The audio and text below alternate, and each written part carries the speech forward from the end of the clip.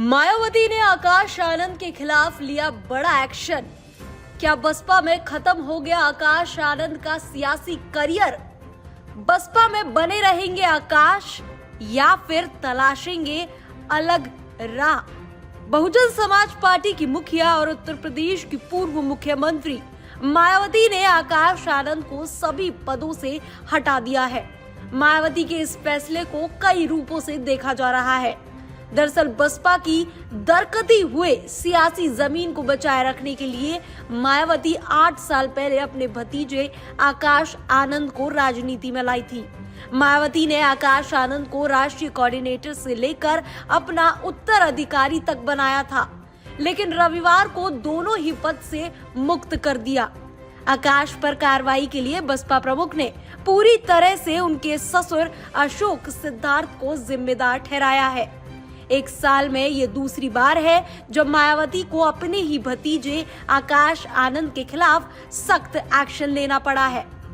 आकाश आनंद पर कार्रवाई करते हुए मायावती की नाराजगी का अंदाजा इस बात से भी लगाया जा सकता है कि उन्होंने आकाश के ससुर अशोक सिद्धार्थ को खरी खरी सुनाने के साथ साथ आकाश की पत्नी को भी नहीं बख्शा। मायावती ने कहा कि अशोक सिद्धार्थ ने पार्टी को सियासी नुकसान पहुंचाने के साथ आकाश का पॉलिटिकल करियर भी खराब कर दिया है।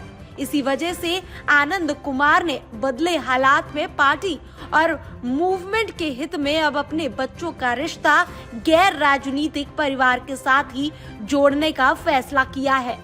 बता दें कि आकाश आनंद ने 2016 में सियासत में कदम रखा, लेकिन राजनीतिक चर्चा में 2017 में आए थे।